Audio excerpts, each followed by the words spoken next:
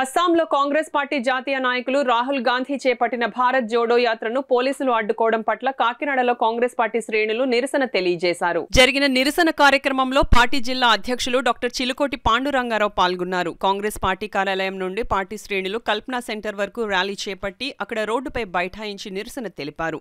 ఈ సందర్భంగా doctor Chilukoti Panduranga Rao, PCC ప్రధాన కార్యదర్శి ఆకుల వెంకటరమణ, పార్టీ నగర అధ్యక్షులు దాట్ల గాంధీరాజులు మాట్లాడుతూ రాహుల్ గాంధీ చేపట్టిన భారత్ జోడో యాత్రను అడ్డుకోవడం చాలా దారుణమని అన్నారు. ఈ కార్యక్రమంలో పార్టీ నాయకులు కోల ప్రసాద్ వర్మ, పెద్దాడ సుబ్బారాయుడు, తాళ్లూరి రాజు, కంభం రాజబాబు, తుమ్మలపల్లి వాసు, నూకరాజు, ధనకోటి, నల్లూరి రామ్మోహన్, కుక్కల పోతురాజు, చిన్న, బొజ్జ ఐశ్వర్య పెద్ద సంఖ్యలో పార్టీ నాయకులు, కార్యకర్తలు పాల్గొన్నారు.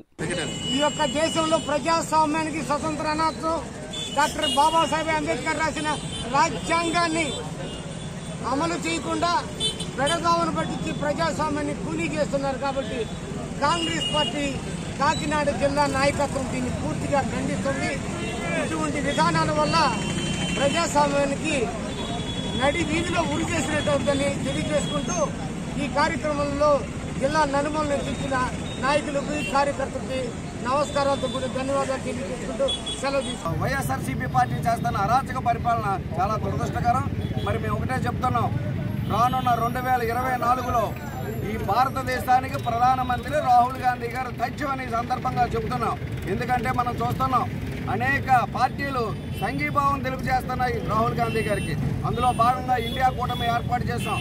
ఈవేళ ఈ దేశానికైనా ఈ రాష్ట్రానికైనా మరలా కాంగ్రెస్ పార్టీ అధికారంలో ఉండాలి.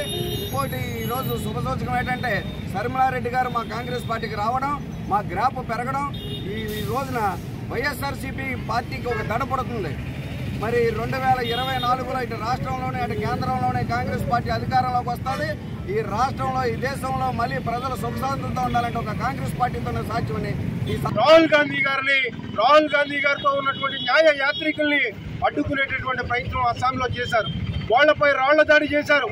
నిన్ననే అస్సాంలో రాహుల్ గాంధీ గారు ఒక దేవాలయానికి పోతే ఆ దేవాలయంలో కూడా ఆయనకి వెళ్లకుండా అడ్డుకునేటటువంటి పరిస్థితిని కల్పిస్తూ ఈ భారతదేశంలో ఉన్నటువంటి భారత రాజ్యాంగాన్ని కాకుండా నరేంద్ర మోడీ, అమిత్ షాలు వారి యొక్క రాజ్యాంగం ప్రకారం నడుస్తూ ఈ దేశంలో ఉన్నటువంటి ప్రజల యొక్క హక్కులను కాలరాస్తూ ఉన్నారు.